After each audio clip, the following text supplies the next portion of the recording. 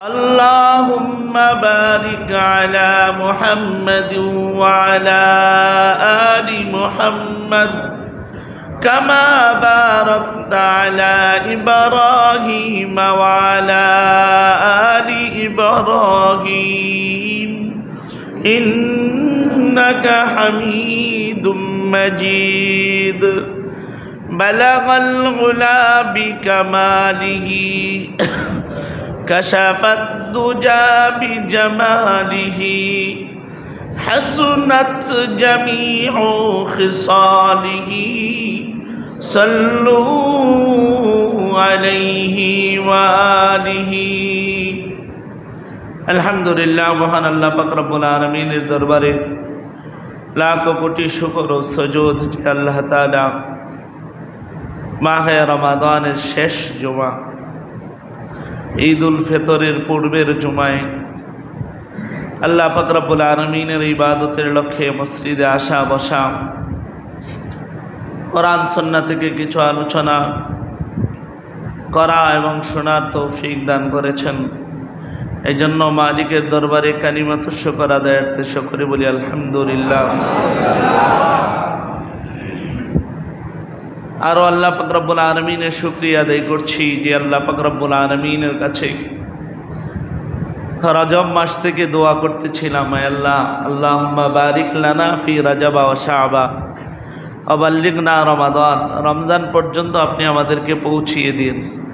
আল্লাহ তাআলা এই পর্যন্ত যে হায়াত দীর্ঘায়ু করেছেন, হায়াত দীর্ঘায়ু করে ইবাদত করার সুযোগ করে দিয়েছেন, এই জন্য দিল থেকে আবারও জবান ছেড়ে বলি আলহামদুলিল্লাহ। আসলে মানুষ ঈদের দিকেই, বাড়ির দিকে সবাই ফিরছে, বাড়ির দিকেই ধাবিত হচ্ছে, কারণ এতক্ষণে মসজিদ ভর্তি হয়ে যায়, বয়ানের আগেই মসজিদ ভর্তি থাকে, কিন্তু মানুষ তো গন্তব্যস্থানের দিকেই ফিরবে, কেননা ঈদ আছে, ঈদের একটা আনন্দ আছে। ঈদের আনন্দটা শুধু এমনিতে দুনিয়ার জগতের হাইসিয়তের দিকে নয়, বরং এই ঈদ আসার পিছনেও, ঈদ পালন করাটার ব্যাপারেও কোরআন হাদিসে তার কথা উল্লেখ আছে না নেই? এই জন্যই তো মানুষ দেখেন না, সবাই দৌড়ে যাচ্ছে, বাড়িতে যাবে, ফ্যামিলির সাথে ঈদ করবে, ভালো জিনিস। কেননা ঈদ শব্দের অর্থই হলো আনন্দ।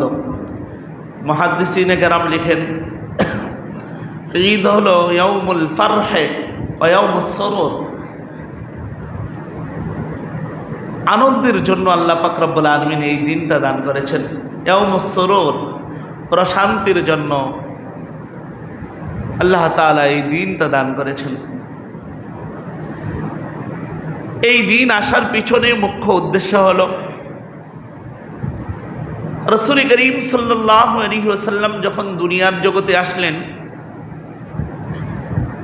আইয়ামে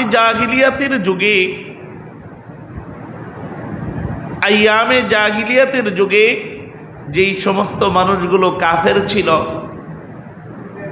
এরা দুইটা দিনকে বড় দিন মনে করত, আনন্দের দিন মনে করত। অনেক আনন্দের দিন মনে করার কারণে ওই দিনটা তাদের কাছে অনুসরণীয় ছিল।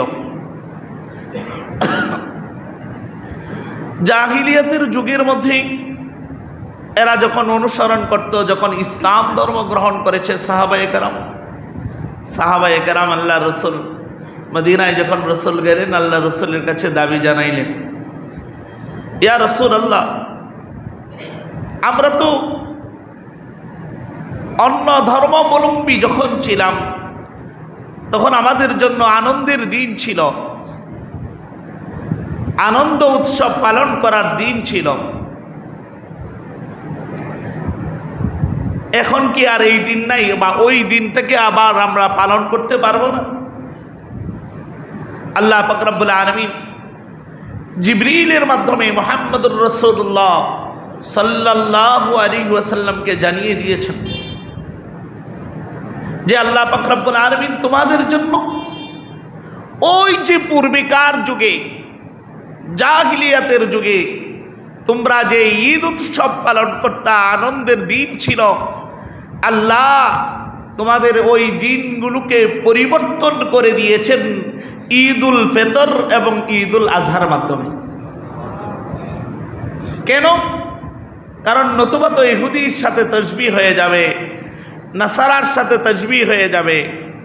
আর হাদিস শরীফে রাসূল বলেন, খালিফুল ইয়াহুদ ওয়ান নাসারা মান তাশাব্বাহা বিকওমিন ফাহুয়া মিনহুম। জাহিলিয়াতের যুগের কওমের সাথে সাদৃশ্যপূর্ণ হওয়া যাবে না। আল্লাহ পাক রব্বুল আলামিন পরিবর্তন করে, আল্লাহ পাক রব্বুল আলামিন আমাদেরকে ঈদ দিয়েছেন যাতে করে ঈদের দিনে আমরা আনন্দ করতে পারি, আনন্দ উল্লাস করতে পারি, আনন্দ হয়। ইসলাম আমাদেরকে অনেকেই মনে করেন, ইসলামের কথা যখন বলি, কোরআনের কথা যখন বলি, তখন অনেকেই মনে করেন যে কোরআনে তো এইগুলো নাই, আমরা যেইগুলো করি, হ্যাঁ তোমরা যেগুলো করো এইগুলো নাই, এর পরিবর্তে তার চেয়ে সুন্দর বিধান আছে, সুন্দর বিধান আছে। যেমন অনেক সময় আমাদের উপর তহমত দেয় যে হুজুররা দেশ চালাবে কিভাবে, হুজুররা তো রাজনীতি বুঝে না,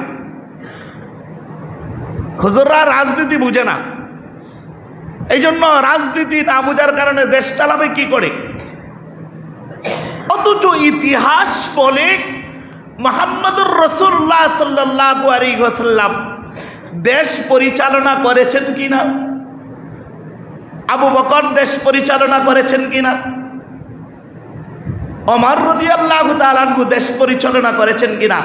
অর্ধজাহানের বাদশা ছিলেন ওমর, অর্ধজাহানের ওনারা দেশ পরিচালনা করেছেন। ওনাদের দেশ পরিচালনার অবস্থানটা যদি আপনারা দেখেন, একজন মহিলা অন্ধকারাচ্ছন্নের মধ্যে ঘোরাফেরা করছে, অনেক রাতের গভীর হয়ে গেছে, ঘোরাফেরা করছে। একজন মানুষের পক্ষে কখনো ওই মহিলার দিকে অন্য চোখে তাকাবে এইটার অধিকার কারো ছিল না। বর্তমান যুগে তো দর্শনের চতুর্দিকে দর্শন, কারণ ইসলামী রাজনীতি না থাকার কারণে। যদি ইসলামী রাজনীতি থাকতো, অর্ধজাহানের খলিফা হযরতে ওমর রাদিয়াল্লাহু তাআলা আনহু যেভাবে দেশ পরিচালনা করেছিলেন, ওই দেশ পরিচালনা করার জ্ঞান যদি আমাদের মাঝে থাকতো, আমরা যদি দেশ পরিচালনা এইভাবেই করতাম কোরআন দিয়ে, সুন্নাহ দিয়ে, তাহলে দেশের মধ্যে আজকে দুর্নীতির জন্য ট্রাইব্যুনাল কায়েম করার দরকার ছিল না, অপরাধ দমনের জন্য ট্রাইব্যুনাল কায়েম করার দরকার ছিল না। অটোমেটিক কোরআনী আইনের কারণে, কোরআনী রাজনীতি থাকার কারণে, ইসলামী রাজনীতি থাকার কারণে অটোমেটিক বন্ধ হয়ে যেত। বন্ধ হচ্ছে না কেন? চেষ্টা তো চালাচ্ছে, বিভিন্ন আইন হচ্ছে। কোথায় আইন হচ্ছে? আইনের মাধ্যমে বন্ধ করা যায় না, আইনের মাধ্যমে বন্ধ করা যায় না। কারণ আইনের মাধ্যমে যদি বন্ধ করতে হয়, তাহলে দেখতে হবে কোন আইনটা এমন আছে যেই আইনের ফলো করলে, যেই আইনের দিকে দাবিত হলে সমস্ত মানুষগুলো দ্বীনের পথে চলে আসবে, ইসলামের পথে চলে আসবে। যখন ঈমানওয়ালা হয়ে যাবে, ঈমানদার কখনো কারো উপর অত্যাচার করতে পারে না, ঈমানদার কখনো একজন শিশু বাচ্চাকে ধর্ষণ করতে পারে না, কারণ এইটা ঈমানদার কখনো ঈমানই তাকে যেতে দিবে না, করতে দিবে না। কিন্তু না থাকার কারণে অবস্থান এমন হয়েছে, আমরা আইন চালু করেছি, ব্রিটিশ প্রবর্তিত আইন চলছে। ব্রিটিশ প্রবর্তিত আইনের মাধ্যমে আমরা অনেক সময় চাই যে ব্রিটিশ প্রবর্তিত আইনের মাধ্যমে দেশকে সংস্কার করব, দেশটাকে সুন্দর করব। আদৌ সম্ভব না, আদৌ সম্ভব না। কুফরি মতবাদ দিয়ে কখনো ইসলাম হতে পারে না, ইসলামের বিজয় আসতে পারে না। কুফরি মতবাদ যারা তৈরি করেছে, যেমন মনে করেন গণতন্ত্র, আব্রাহাম লিঙ্কনের দেওয়া গণতন্ত্র, এটা একজন খ্রিস্টান কখনো মুসলমানদের উপকার হয়, উপকারের জন্য কোনো বিধান বাস্তবায়ন করবে, কোনো কার্যাদি করবে, হতেই পারে না। কেন? দলিল আল্লাহ তাআলা কোরআনুল কারীম 1 নম্বর পারার 16 নম্বর পৃষ্ঠায় বয়ান করেছেন। আমি বয়ান করি, আল্লাহ আগে বলে দিয়েছেন, ওয়াদ্দা কাসীরুম মিন আহলিল কিতাব। আল্লাহ পাক রব্বুল আলামিনের বর্ণনা, আল্লাহ বলেন, তোমরা মনে করো ইহুদিরা তোমাদের ভালো চাচ্ছে। উত্তরবঙ্গের ইতিহাস, কয়েকটা ছাগল দিচ্ছে, টাকা দিচ্ছে, মানুষ ঈমান থেকে দূরে চলে যাচ্ছে, ঈমান ছেড়ে দিচ্ছে। আল্লাহ বলেন ইহুদিরা যে এই কাজগুলো করছে, দেখতে দেখা যাচ্ছে ওনারা অনেক বড় সহায়তা করছে। হাকিকি এই সহায়তা করার পিছনে কারণ ভিন্ন। এদের কারণ হলো ওয়াদ্দা কাসীরুম মিন আহলিল কিতাব লাউ ইয়ারুদ্দুনাকুম মিন বাদি ঈমানিকুম কুফারা। তোমাদেরকে এরা কাফের বানাইতে চায়, মুশরিক বানাইতে চায়, মুনাফিক বানাইতে চায়, ইহুদি বানাইতে চায়, নাসারা বানাইতে চায়। এই গণতন্ত্রের মাধ্যমে যে অবস্থান তৈরি করেছে, এরাও আমাদেরকে মুসলমান বানাতে চায় না, আমার দেশকে সুন্দর করতে চায় না। সুন্দর করতে হলে আব্রাহাম লিঙ্কনের দেওয়ার কোনো বিধানের মাধ্যমে হবে না, বিধান মানতে হবে মহান রব। যেই রব আপনাকে বানিয়েছেন, আমাকে বানিয়েছেন, আসমান বানিয়েছেন, জমিন বানিয়েছেন, ওই মহান রবের বিধান যখন চলবে তখনই শান্তি পাওয়া যাবে। এর বিকল্প কোনো পদ্ধতিতে শান্তি পাওয়া যাবে না। এই জন্যই তো মুহাম্মদুর রাসূলুল্লাহ সাল্লাল্লাহু আলাইহি ওয়াসাল্লাম দেশ পরিচালনা করেছেন, আবু বকর রাদিয়াল্লাহু তাআলা আনহু দেশ পরিচালনা করেছেন, ওমর রাদিয়াল্লাহু তাআলা আনহু অর্ধ জাহানের খলিফা ছিলেন, অর্ধ জাহানের বাদশা ছিল। কিন্তু হযরতে ওমর রাদিয়াল্লাহু তাআলা আনহু অর্ধ জাহানের বাদশা হওয়ার পরেও এমন কোনো মামলা নাই, এমন কোনো অভিযোগ তার ব্যাপারে আসে নাই যে উনি ব্যাংক ভর্তি টাকা করে দেশের থেকে বিদেশ প্রচার করে দিয়েছেন, কয়েকটা ব্যাংক ভর্তি করে দিয়েছেন, হাজারো মানুষের টাকা আত্মসাৎ করেছেন, দেশের টাকা বিদেশ পাচার করে বাড়ি তৈরি করেছেন। এমন কোনো নজরানা আবু বকরের যুগে ছিল না, ওমরের যুগে ছিল না, ওসমানের যুগে ছিল না, আলীর যুগে ছিল না। না থাকার পিছনে কারণ ওনারা কোরআনের রাজনীতি করতেন। আমরাও করি রাজনীতি। তবে আমি আমার ব্যাপারে একজন সওয়াল করেছিল, বর্তমান যুগের গণতান্ত্রিক প্রক্রিয়ায় যত রাজনীতি দল আছে, কোনো রাজনীতির ইসলামী হোক অনিসলামী হোক, আমি বলছি বর্তমান যুগে গণতান্ত্রিক প্রক্রিয়ায় যত রাজনীতি আছে, কোনো রাজনীতির সাথে আমি জড়িত না। কারণ আমার টার্গেট, আমার হলো গণতন্ত্র কুফরি মতবাদ, কুফরি মতবাদের মাধ্যমে শান্তি আসতে পারে না। আবু বকর রাজনীতি করেছেন, এবার ওনাদের নামে তো জীবনে কোনোদিন এমন একটা অভিযোগ আসেনি। ঈদের মৌসুম, আবু বকর রাদিয়াল্লাহু তাআলা, ওমর রাদিয়াল্লাহু তাআলার ইতিহাস। ঈদের মৌসুম, আমরা ঈদের শপিং করতে যাই, সবাই তো ঈদের শপিং নিয়ে ব্যস্ত। অথচ মাহে রমাদানে আল্লাহ পাক রব্বুল আলামিনের বক্তব্য কি ছিল? যে আস-সাওমু লি ওয়া আনা আজজি বি, রোজা আমার জন্য, এর প্রতিদান আমি আল্লাহ পাক রব্বুল আলামিন। সুতরাং এই প্রতিদানটা তখনই পাওয়া যেত যখন কোরআন সুন্নাহ মুওয়াফিক আমার জীবন তৈরি হতো। অথচ আমাদের অবস্থান এমন হয়েছে যে আমরা ঈদের মৌসুমে নিজেদের বিবিদেরকে মার্কেটে পাঠাচ্ছি, সন্তানকে মার্কেটে পাঠাচ্ছি, পর্দা মেনটেন করে নয়, পর্দা মেনটেন করে নয়। এটা ইসলাম নয়, অপচয় হচ্ছে, চলছে। অথচ আমাদের দেশের যারা আছে, আমি গত কয়েকদিন ধরে অনেক বিভিন্ন ভিডিও দিচ্ছে, কেউ 1 লক্ষ টাকার মার্কেট করে, কেউ 10 লক্ষ টাকার মার্কেট করছে। অথচ হযরতে ওমর ফারুক রাদিয়াল্লাহু তাআলা আনহু অর্ধ জাহানের খলিফা ছিলেন। হযরতে ওমর ফারুক রাদিয়াল্লাহু তাআলা আনহু অর্ধ জাহানের খলিফা হওয়ার পরে ওনার সন্তানদের জন্য মার্কেট করবেন, এই টাকাটা ওমরের কাছে ছিল না। হযরত ওমরে ফারুক রাদিয়াল্লাহু তাআলা খলিফাতুল মুসলিমিন, অর্ধ জাহানের বাদশা, খলিফাতুল মুসলিমিন একটা চিঠি লিখলেন, চিরকুট লিখলেন গভর্নরের কাছে, যার কাছে খাদ্য সামগ্রী থাকে, যার কাছে টাকা পয়সা থাকে। গভর্নরের কাছে চিঠি লিখলেন, ভাই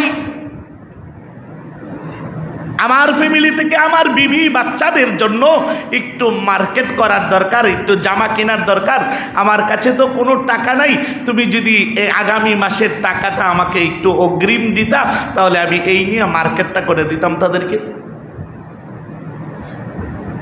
বাদশাহ চিঠি লিখেছেন। আমাদের বাদশাহরা তো চিঠি লেখার প্রয়োজন নাই, মঞ্চে বসে বা সংসদে বসে একটু চোখ রাঙ্গানি দিয়েছে, হাতের ইশারা দিয়েছে, বিরোধী মত আর দল হলেই তার উপর 12টা বাজতে যায়। অথচ খলিফাতুল মুসলিমিনের ইতিহাস, খলিফাতুল মুসলিমিনের কাছে চিঠির জবাব পাঠাইলেন। গভর্নর লিখলেন যে এইভাবে কোনো টাকা পয়সা দেওয়া যাবে না, আপনার যদি টাকার প্রয়োজন হয় তাহলে আপনি আমার কাছে আসেন, সশরীরে আমার কাছে আসার পরেই আমি আপনাকে টাকা দিব। খলিফাতুল মুসলিমিন হযরত ওমর ফারুক রাদিয়াল্লাহু তাআলা আনহু বর্তমান জগতের যে রাজনীতিবিদরা আছে এদের মতো রাজনীতি করেন না। খলিফাতুল মুসলিমিন সামান্যতম রাগ করলেন না। আমাদের দেশের সরকাররা যদি হতো, রাজনীতিবিদরা হতো, তাহলে তারা বলতো আমি খবর পাঠানোর পরেও তোয়াক্কা করে বিন্দু পরিমাণ আমাকে আদায় নেই, এর চাকরি শেষ, এ আর চাকরি করতে পারবে না, শুধু চাকরি না ক্রস ফায়ার দিয়ে শেষ করে দাও। অথচ খলিফাতুল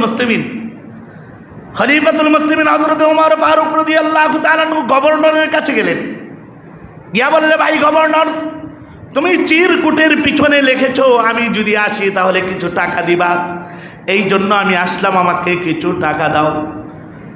খলিফাতুল মুসলিমিনের কাছে গভর্নর বলল, হ্যাঁ আমি টাকা দিব, এই জন্যই আপনাকে ডাকছি, তবে শর্ত আছে, আমাকে আগে আপনি ওয়াদাবদ্ধ হতে হবে, শর্ত দিতে হবে, শর্ত দিলে আমি আপনার পর্যন্ত টাকা পৌঁছাবো। কি শর্ত লাগবে? শর্ত হলো তুমি আমার কাছে একটা কাগজের মধ্যে সাইন করে বলতে হবে আগামী মাস পর্যন্ত তোমার হায়াত বাকি আছে, এটা চূড়ান্ত ফয়সালা দেওয়ার পরে আমি তোমাকে টাকা দিব। আর যদি তুমি বলো আগামী মাসের হায়াত আছে কি না জানি না, তাহলে আমি টাকা দিব না তোমাকে, কারণ আগামী মাস তো তাহলে তুমি চাকরি করবে না।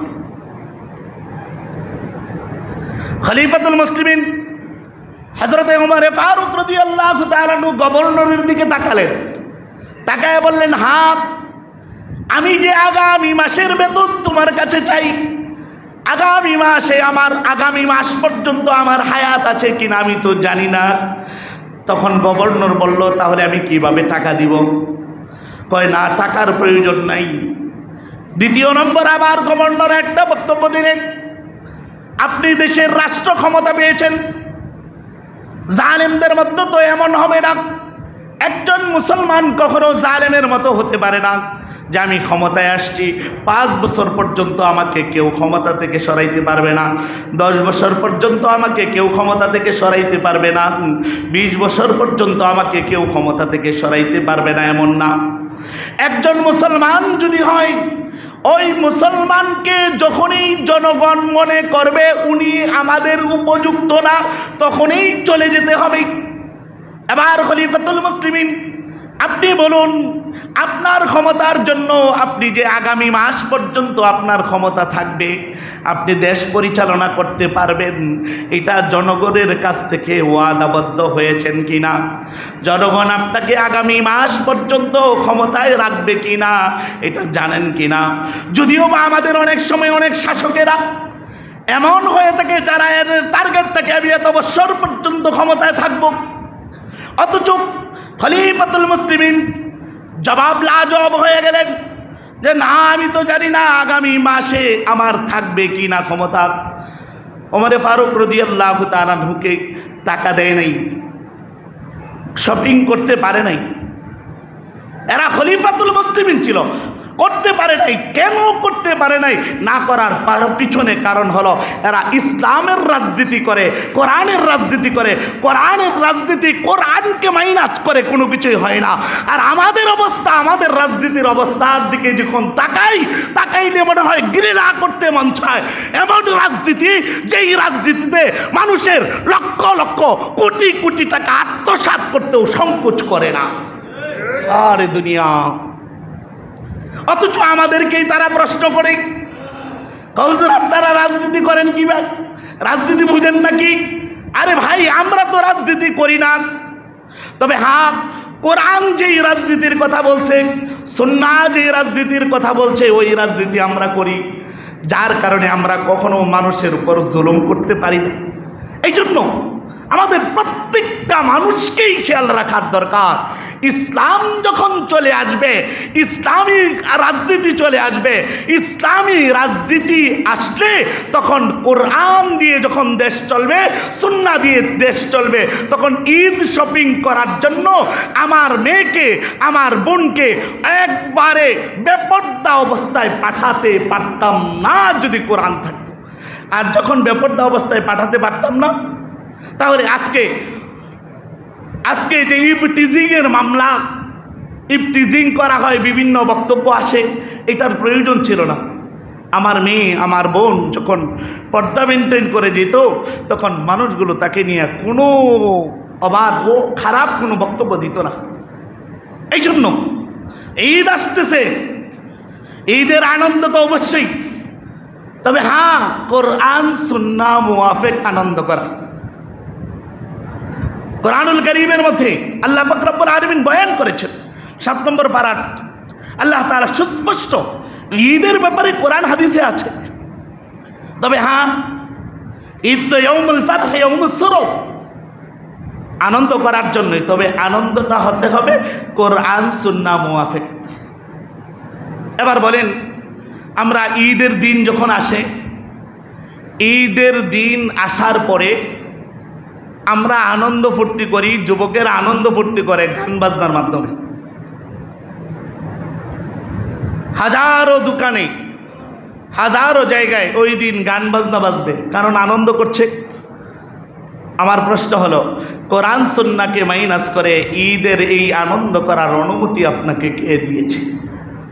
অথচ রাসূলুল্লাহ সাল্লাল্লাহু আলাইহি ওয়াসাল্লামের বক্তব্য হলো, এই দিন তো আল্লাহ তাআলা আমাদেরকে জাযা দিবেন। 1 মাস রোজা রাখছে, তার ফলাফল দিবেন না, নতিজা দিবেন না? এই দিন নতিজা দিবেন, আমাদেরকে ফলাফলটা দিতেন। কিন্তু ওই দিনেই আনন্দ করার জন্য আমি কোরআন সুন্নাহকে মাইনাস করেছি, আমার সন্তান করেছে, একটু একবারও ফিকির করে নেই। হ্যাঁ যুবক ভাইরা, তোমাদের কি বলছি, এবারের ঈদুল ফিতরের মধ্যে আমাদের টার্গেট এমন হওয়া চাই যে গান বাজনার মাধ্যমে আমরা ঈদের আনন্দ করব না, ইনশাআল্লাহ। কি বলেন ইনশাআল্লাহ? সবাই করবো না তো ইনশাআল্লাহ? হ্যাঁ যুবকেরা, করবো না তো ইনশাআল্লাহ? কারণ এই 1 মাস পর্যন্ত পরিশ্রম করেছে, এইটার ফল যেহেতু আল্লাহ তাআলা ওই দিন দিবে, এই দিনটা যেন আমাদের গুনাহে না কাটে। যদি অতটুকু কথার উপর আমল করতে পারেন, আজকের জুমার বয়ান সাকসেস, আর দরকার নেই। কিন্তু আমাদের ভিতরে আমল আসেন, ভাই আমলে আনার দরকার, আমার জীবনটাকে আমলে পরিণত করার দরকার। আপনি ঈদের আনন্দ তো করছেন, করবেন, আমরাও চাই করেন, তবে ঈদের আনন্দটা কোরআন সুন্নাহ মাফিক যেন হয়। যদি কোরআন সুন্নাহ মাফিক না করেন, নিয়ামতের যদি কদর না করেন, মনে রাখবেন নিয়ামত জায়েল হওয়ার সম্ভাবনা রয়েছে। লাইন শাকারতুম লাযীদান্নাকুম, যদি ঈদ পায়া শুকরিয়া আদায় করেন, আল্লাহ বাড়াইয়া দিব, আনন্দ বাড়াইয়া দিব। ওয়ালাইন কাফারতুম, আর যদি কুফরি করো, নাশুকরিয়া আদায় করো, ঈদ পাইয়া গান বাজনা শুরু করো আর নাচানাচি শুরু করো, মনে রাখবা ইন্না আযাবি লাশাদীদ, আল্লাহর আযাব বড় কঠিন, মারাত্মক, আল্লাহ পাকড়াও করবেন। এই জন্য সাবধান। আমি আমার এলাকাবাসীকে, এলাকার যুবক ভাইরা, তোমাদেরকে আমি বলবো, কেন আমরা অনেক কষ্টে, অভাব অনটন চতুর্দিক থেকে আসছে, আমরা দোয়া করি আল্লাহ তাআলা যেন আমাদের থেকে নিয়ামতটা জায়েল না করে নেয়। এই জন্য ঈদের দিন আমরা গান বাজনা বাজাবো না। 1 নম্বর কথা, গান বাজনা বাজাবো না। কারণ তুমি দেখো হাদিসের মধ্যে আসছে, রসুল বলেছেন, কোরআন বলছে, ইন্নামাল মুমিনুনা ইখওয়া, মুমিনরা পরস্পর ভাই ভাই। আল মুসলিমু আখুল মুসলিম, একজন মুসলমান অপর মুসলমানের ভাই। আজকে তুমি ঈদের আনন্দ পাইয়া গান বাজনায় মাতোয়ারা হয়ে গেছো, বেগম গান বাজনা চালাচ্ছ, অথচ তোমার ভাইদেরকে ফিলিস্তিনের মধ্যে ঈদের আনন্দ বাদ দিয়া না খায়া দুঃখে দুঃখে মরছে। একবারও চিন্তা আসে নাই যে আল্লাহ যদি আমার অবস্থান এমন করে দেন। বাচ্চাদের আর্তনাদ, ছোট ছোট বাচ্চারা যারা এখনো কোনো কিছুই বুঝে না, পেটে পাথর বেঁধেছে, খাবার না পাওয়ার কারণে পেটে পাথর বেঁধেছে। কেন? আমরা তো মুসলমান হওয়ার পরে তো মুসলমানের প্রতি মায়া লাগার দরকার ছিল। কি হয়েছে? অথচ রসুল বলেছেন যে মুমিনরা কাজাসাদিন ওয়াহিদ, একটা শরীরের নেয়। শরীরের কোনো অঙ্গে ব্যথা পাইলে পুরা শরীর যেমন ক্ষতবিক্ষত হয়ে যায়, এমন হওয়ার দরকার ছিল। অথচ আমার ফিলিস্তিনের ভাইয়েরা, ফিলিস্তিনের শিশুরা না খায়া কষ্ট করছে, আর আপনি আমি আনন্দ করছি, তবে কোরআন সুন্নাহকে মাইনাস করে। আনন্দ করবেন, আমি না করি না, মুহাদ্দিসিনে কেরাম লিখছেন যেহেতু আনন্দের দিন করবেন, তবে হ্যাঁ কোরআন সুন্নাহকে মাইনাস করে যেন না হয়, কোরআন সুন্নাহকে মাইনাস করে যেন না হয়। এটা আপনাদের কাছে আমার দাবি থাকবে। কারণ এলাকাকে বাঁচানোর জন্য, এলাকাকে গজব মুক্ত করার জন্য, দুর্ভিক্ষ মুক্ত করার জন্য গুনাহ পরিহার করা চাই, গুনাহ পরিহার করা চাই। ঈদের দিনের কিছু আমল, যেগুলো আমার বলা উদ্দেশ্য যে কিছু আমল নেওয়ার দরকার। তাহলে 1 নম্বর আমল, ঈদের দিনের 1 নম্বর আমল দিলাম, গুনাহ মুক্ত, গুনাহ পরিহার করব। গুনাহ পরিহার করতে পারলে ঈদটা আমার ভালো হবে। 2 নম্বর আমল হলো, কিছু সুন্নাহর কথা বলছি। সকালে ঘুম থেকে ওঠা, সকাল সকাল ঘুম থেকে ওঠা, সকাল সকাল ঘুম থেকে উঠব। 3 নম্বর আমল হলো মিসওয়াক করা। মিসওয়াক করব, মিসওয়াকের ফজিলত আছে। রাসূলুল্লাহ সাল্লাল্লাহু আলাইহি ওয়াসাল্লাম মিসওয়াকের ফজিলত বর্ণনা করেছেন অনেক। এই জন্য মিসওয়াকের আমল করা। আমাদের তো অনেক মানুষ মিসওয়াকই ব্যবহার করি না। ব্রাশ আছে, ডিজিটাল যুগের ব্রাশ, ব্রাশের মাধ্যমে মিসওয়াকের সুন্নাহ আদায় হয় না। মিসওয়াক, বদরের যুদ্ধের ইতিহাসে আপনারা শুনেছেন, সাহাবায়ে কেরাম মিসওয়াক করতেছিলেন। কাফের মুশরিক বেঈমানরা ভীত সন্ত্রস্ত হয়েছিল, কারণ যেভাবে মিসওয়াক করতেছে মনে হয় যে আমাদেরকে কামড়ায়ও যদি খায় তাহলেও শেষ করে দিবে। কারণ রসুলের একটা সুন্নায় রব আছে, ভীতি আছে। কাফের মুশরিক বেঈমানরা ভীত সন্ত্রস্ত হয়েছে মিসওয়াক দেখার কারণে। এই মিসওয়াকের উপর আমল করা চাই। আরেকটা হলো গোসল করা, ঈদের দিনে গোসল করা, উত্তম পোশাক পরিধান করা, যার যতটুকু সামর্থ্য অনুযায়ী যার যতটুকু আছে অতটুকু করা, খুশবু ব্যবহার করা, এটা সুন্নাহ। শরীয়তের সীমার ভিতরে সজ্জিত হওয়া, শরীয়তের সীমার ভিতরে সজ্জিত হওয়া। তবে ঈদের দিন আসলে আমাদের দেশের মধ্যে আরেকটা জিনিস দেখা যায়, সজ্জিত হওয়াটা দেখা যায়।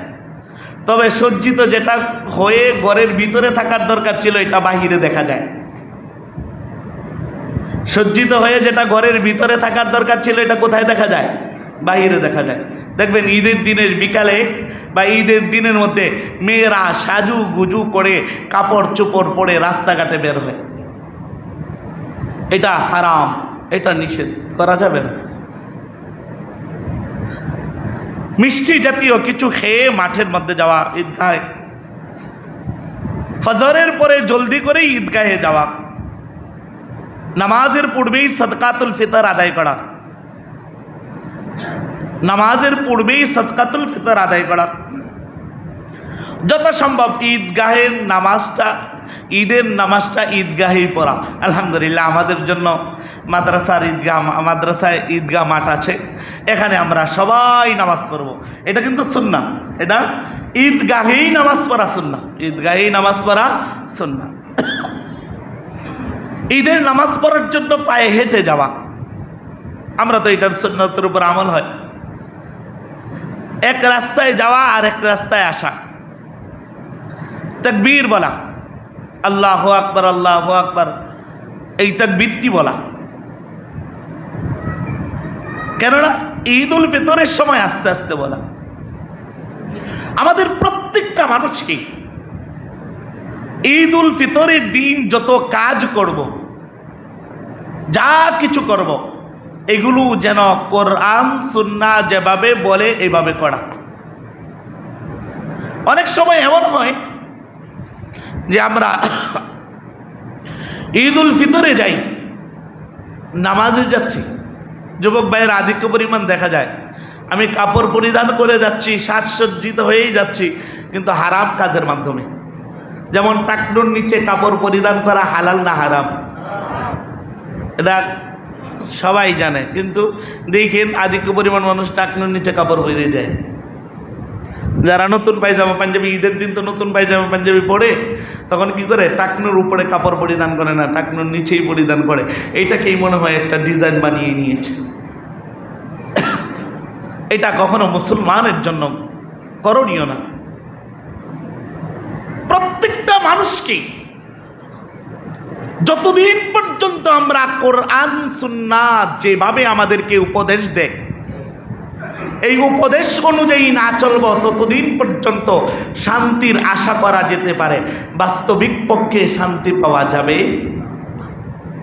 এবার আপনাদের কাছে আমার জিজ্ঞাসা, যদি শান্তিরই দরকার হয়, যদি শান্তিরই দরকার হয়, দেশের মধ্যে শান্তিই চাই, দেশ সুন্দরভাবে চলুক এইটাই চাই, তাহলে দুই ধরনের ফর্মুলা আছে। একটা দিয়েছেন স্বয়ং রব্বুল আলামিন, একটা পদ্ধতি দিয়েছেন আল্লাহ, আরেকটা পদ্ধতি দিয়েছেন ব্রিটিশ প্রবর্তিত আইন বলেন বা আব্রাহাম লিঙ্কনের গণতন্ত্র বলেন, যাই বলেন, সিদ্ধান্ত আপনার। আপনার দিল কি বলে, যে আল্লাহর কথা মানলেই শান্তি পাওয়া যাবে, নাকি ওই ব্রিটিশ প্রবর্তিত আইন বা যারা প্রস্পষ্ট এদের পথে চললে শান্তি পাওয়া যাবে? সিদ্ধান্ত আপনার। আপনাদেরকে এবার বলেন তো দেখি, যদি শান্তি পাইতে চাই তাহলে কার কথা শুনতে হবে? জোরে বলেন সবাই, কার? আল্লাহর কথা আরো জোরে বলতে হবে, কার? সবাই রাজি আছেন তো? আল্লাহর কথা শুনেই চলবেন তো? আল্লাহর কথাই শুনেই চলতে হবে। আল্লাহকে মাইনাস করে কোরআন শরীফে আল্লাহ তাআলা বলছেন, ফামান তাবিআ হুদায়া ফালা খাউফুন আলাইহিম ওয়ালা হুম ইয়াহজানুন। ফামান তাবিআ হুদায়া, যে আমার হেদায়েতের অনুসরণ করবে, কোরআনের অনুসরণ করবে, মুহাম্মদুর রাসূলুল্লাহর সুন্নাহর অনুসরণ করবে, ফালা খাউফুন আলাইহিম, তাদের ভয়ের কোনো কারণ থাকবে না, চিন্তাও করতে হবে না, পেরেশানি করতে হবে না। আজকে মাকে যদি বাহিরে পাঠাই, বোনকে যখন বাহিরে পাঠাই, পেরেশানি কাজ করে, হাই কখনো কোনো বিপদে পড়ে যায় কি না, কোরআন মানেন, সুন্নাহ মানেন, কোনো পেরেশানি হবে না, পেরেশানির ধারস্থও আপনাকে হতে হবে না। অটোমেটিকলি আল্লাহ পাক রব্বুল আলামিন হেফাজতের জিম্মাদারি নিয়ে আপনার মাকে, আপনার বোনকে ইজ্জতের সাথে ঘরে ফিরিয়ে দিবেন। আর যদি এমনটা না করেন, আচ্ছা বলেন তো দেখি, আমরা সবাই মুসলমান, আমাদের পরিচয় কি? যারা বলেন পরিচয় কি? ভয় পান পরিচয় দিতে? তো বাবার সৎ সন্তান তো বাবার পরিচয় দিবেই, ঠিক আছে? আমাদেরকে নির্বাচন করেছেন কে? যারা বলেন কে? আল্লাহ। তাহলে আমাদের পরিচয় আমরা মুসলমান, আমাদের পরিচয় আমরা বলেন, আমাদের পরিচয় আমরা মুসলমান। এক আল্লাহর গোলামি করে, আর কারো গোলামি করে যারা বলেন, এক কার গোলামি করি? এই মাঘে রমজানে ইবাদত করতেছেন কার জন্য? আল্লাহর জন্য। আল্লাহ ছাড়া আর কারো গোলামি কখনো কোনো বান্দা করতে পারে না। অনুসরণও করতে পারে না, কাফের অনুসরণ করবে না, মুশরিকের অনুসরণ করবে না। কোরআন শরীফ আল্লাহ তাআলা সূরা আহজাবে বয়ান করেছেন, ইয়া আইয়ুহান নাবিয়্যু ইত্তাকিল্লাহ, হে মুহাম্মদুর রাসূলুল্লাহ আপনি আল্লাহকে ভয় করুন। ওয়ালা তুতিল কাফিরিন ওয়াল মুনাফিকিন, কাফেরদের অনুসরণ করবেন না, মুনাফিকদের অনুসরণ করবেন না। কারণ কাফেরদের অনুসরণ করতে আল্লাহ পাক রব্বুল আলামিন নিষেধ করেছেন, মুনাফিকদের অনুসরণ করতে আল্লাহ নিষেধ করেছেন। কোরআনুল কারীমের অন্য আয়াতের মধ্যে আল্লাহ তাআলা জাহিদিল কুফার ওয়াল মুনাফিকিন, কাফেরদের বিরুদ্ধে যুদ্ধ করার জন্য বলেছেন, মুনাফিকদের বিরুদ্ধে যুদ্ধ করার জন্য বলেছেন। কাফেরদের বিরুদ্ধে, মুনাফিকদের বিরুদ্ধে যুদ্ধ করতে হবে, এটা একটা মুসলমানের কাজ। কোরআনুল কারীমের মধ্যে আল্লাহ পাক রব্বুল আলামিন বিভিন্ন আয়াতের মধ্যে প্রায় 500-র অধিক আয়াতের মধ্যে কাফের মুশরিক বেঈমান বেদিনদের বিরুদ্ধে যুদ্ধ করার জন্য বলেছেন। তো কাফের মুশরিক বেঈমান বেদিনদের বিরুদ্ধে যুদ্ধ করব কিভাবে? যুদ্ধ করার পদ্ধতি হলো, কাফের মুশরিক বেঈমান বেদিনরা যার মাধ্যমে মুসলমানের উপর আক্রমণ করে, মুসলমানের উপর অত্যাচার করে, কাফের মুশরিক বেদিনরা যার নুসরাতের মাধ্যমে আমাদের উপর অত্যাচার করে, ফিলিস্তিনের মুসলমানদের উপর অত্যাচার করে, এই থেকে আমরা বিরত থাকতে হবে। ঈদ আসছে, ঈদের আনন্দ করব, ঈদের আনন্দ উল্লাস করব, এটা কোরআন আমাকে বলেছে, সুন্নাহ আমাকে বলেছে।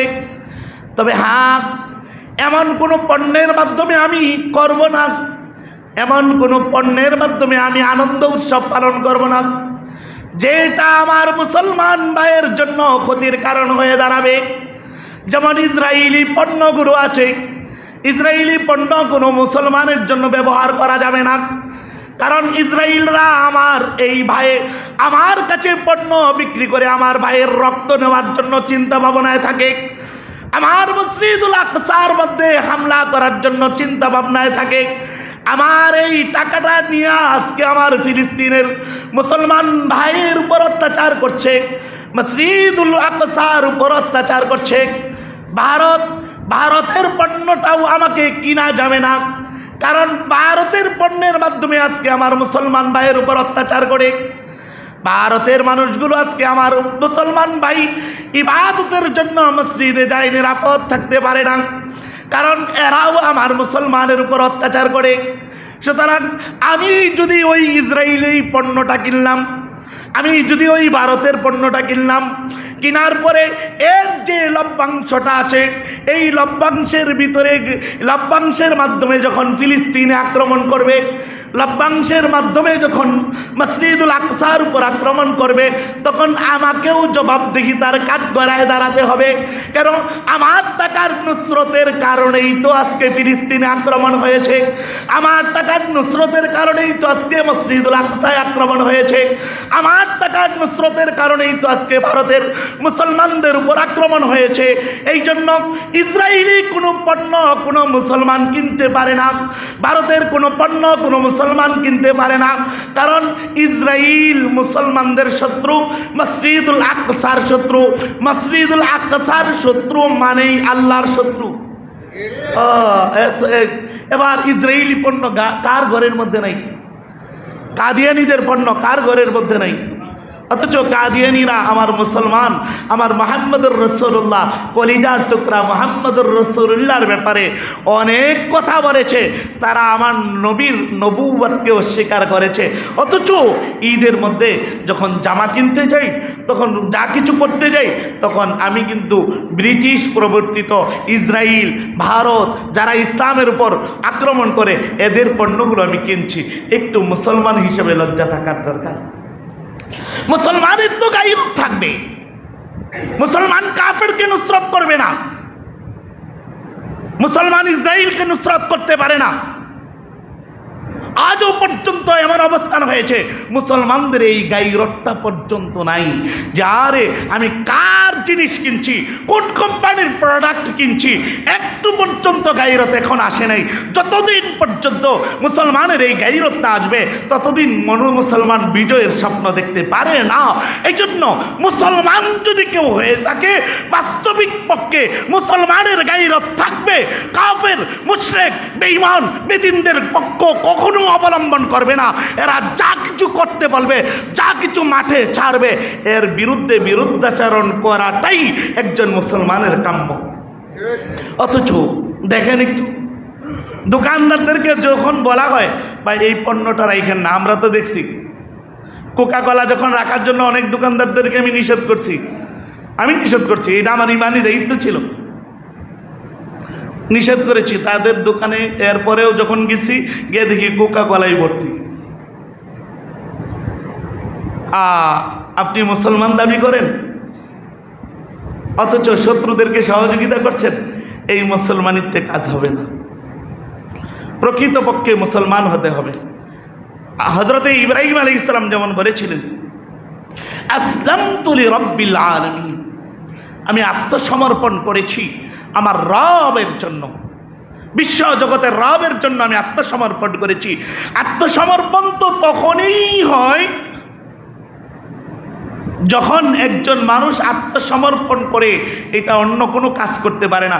মুসলমান যখন স্যালেন্ডার আল্লাহর কাছেই করতে হয়, আল্লাহর কাছেই আত্মসমর্পণ করে, ইহুদি আর নাসারা, কাফের মুশরিকদের পথটা অবলম্বন করতে পারে না। অথচ আমাদের সব কার্যাদিগুলো এমন। ভাই কেন? আমরা তো মুসলমান, আমাদের গায়রত থাকার দরকার। আমি তো আলহামদুলিল্লাহ আলেম হিসেবে আলেমের একটা গায়রত রাখি, মুসলমান হিসেবে আমার একটা গায়রত থাকার দরকার যে আমি কি করছি। এই জন্য ভাই আমার আলোচনা আপনাদের উপর চাপিয়ে দেওয়া নয়, তবে হ্যাঁ আপনারা তো মুসলমান, আমরা তো মুসলমান, এই জন্য আপনাদের কাছে জানানো যে এই কাজগুলো করা ভালো না। এবার সিদ্ধান্ত আপনাদের কাছে জানতে চাই। এবার বলেন, আচ্ছা আপনি কি বলেন? আমি মুসলমান, আপনিও মুসলমান, আমরা সবাই যেহেতু মুসলমান, তাহলে আমাদের রব গেলে কে? যারা বলেন আমাদের রব কে? তাহলে আল্লাহ যদি আমাদের রব হয়, তাহলে আল্লাহর কাছে আমাদের আত্মসমর্পণ স্যালেন্ডার করার দরকার আছে না নাই? সবাই আল্লাহর কাছে স্যালেন্ডার করতে রাজি আছেন না? রাজি না থাকলেও করতে হবে, উপায় আপনার নেই, উপায় আপনার নেই, কারণ স্যালেন্ডারের জায়গা একটা, সে কে? আল্লাহ। এই জন্য ভাই আমরা কখনো যেন এমন না হয় আল্লাহ নারাজ হয়ে যায় এমন কোনো কাজ করব না, আল্লাহ নারাজ হয়ে যায় এমন কোনো কাজ করব না। খুসুসান যুবকেরা, ঈদের দিনে তোমাদের অনেক আনন্দ, আলহামদুলিল্লাহ, ভালো করো। যারা আমার বয়সী যুবকেরা আছো, আলহামদুলিল্লাহ করো, আনন্দ নিষেধ নেই। তোমরা সাবধান, তোমাদের কাছে আমার দাবি থাকবে, যদি হাত জোর করে বলতে বলো আমি তাও বলবো, কিন্তু তোমরা ঈদের দিনটা গান বাজায়ও না। আমাদের এলাকায় এমনিতে আমরা দোয়া করতেছি, প্রতি ওয়াক্তে আমরা দোয়া চালাচ্ছি আমার এলাকার জন্য। যে এলাকায় যখন যে থাকবে এই এলাকার জন্য জিম্মাদার উনি দোয়া করবেন, সবসময় আমরা দোয়া চালাচ্ছি। তাহাজ্জুদে বলো, যে কোনো ওয়াক্তে বলো, আমরা দোয়া করতেছি, কিন্তু তোমরা কিন্তু এটাকে নষ্ট করে দিও না। আমাদের এলাকার জন্য দোয়া হবে কখন? যখন আমরা গুনাহ থেকে বিরত থাকতে পারবো, বাঁচতে পারবো, আমাদের সন্তানদেরকে বাঁচাতে পারবো, তখন দোয়া করবো, দেখবা আল্লাহ তাআলা কবুল করে নেবেন। এই জন্য যুবকেরা, খুসুসান বোরারা, আলহামদুলিল্লাহ বৃদ্ধ যারা হয়েছে, ওনারা তো আর গুনার দিকে ধাবিত হয় না। যুবক ভাইয়েরা, তোমাদের মাধ্যমে ইসলামের অনেক নুসরত হয়েছে। রসুল বলেছেন নুসিরতু বিশাবাব, অকাল নুসিরতু বিশাবাব, ইসলামের নুসরত করেছে যুবকেরা। এই জন্য যুবকেরা যদি গুনাহ থেকে বাঁচতে পারে, গুনাহ থেকে বাঁচে, আলহামদুলিল্লাহ, তাহলে এই এলাকার মধ্যে আর গুনাহ হওয়ার কোনো সুযোগ নেই। আছে? কি বলেন? যুবকেরাই গুনাহ করলে, গান বাজাইলে যুবকেরা বাজায়, উল্টাপাল্টা করলে যুবকেরা করে, এরা যদি ভালো হয়ে যায়। হ্যাঁ, আমি কিছু মানুষও দেখছি এরা করে, ভিন্ন মাসালা ওইটা, আধিক্য পরিমাণ যুবকেরা। এখন আমি আজকের এই জুমার দিনে জুমার বয়ানটা, আজকের এই জুমাটা সাকসেস তখনই হবে যদি যুবকেরা তোমরা আমার সাথে ওয়াদা করো যে আগামী ঈদের দিন, ঈদুল ফিতরের দিন গান বাজনা বাজাবো না, ইনশাআল্লাহ। এই বলে ওয়াদা করা যায় না? এই যুবকেরা ওয়াদা করা যায় না?